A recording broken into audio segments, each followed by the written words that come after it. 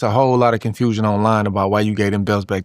People really think you got them belts and you were supposed to keep them and you gave them back. Belts is like a trophy, you know? So, of course, after the fight, we get the belts. We get to take pictures with the belts. But them his personal belts. I'm gonna get my own personal belts.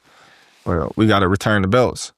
So the respect that I have for him, just like I have for Spence, you know, just like I have for any other champ that I took their belts from, I personally wanted to give the belts back to Canelo.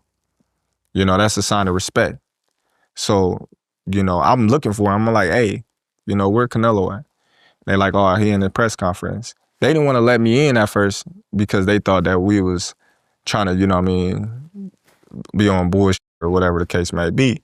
So I like, hey, man, open the door, man. I'm trying to give him his belts back. Like, I can come by myself because, you know, I was with everybody and they was just like, all right, you know what I mean? We don't want y'all trying to come in here and bombard his press. I said, I wait, you know what I mean? Like, it's all respect, you know, and I just, you know, told him, thank you again, you know what I mean?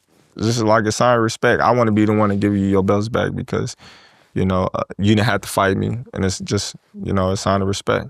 That's one thing I've always respected about you, bro, is like, you know, you are a competitor, but when you win, you don't disrespect nobody. You don't try to, you know, drag nobody through the mud. Like the same thing with Spence, you know, all the talk that was had and all the stuff that was said, not just from him, but just fan bases, you could have easily did that, you know, and been like, I told y'all. And you did do that, but it wasn't in a disrespectful way. And you probably could have celebrated more and you didn't, bro. So I respect that about you. You know when to be a competitor and when to be a man and say, hey, you know, I've done enough.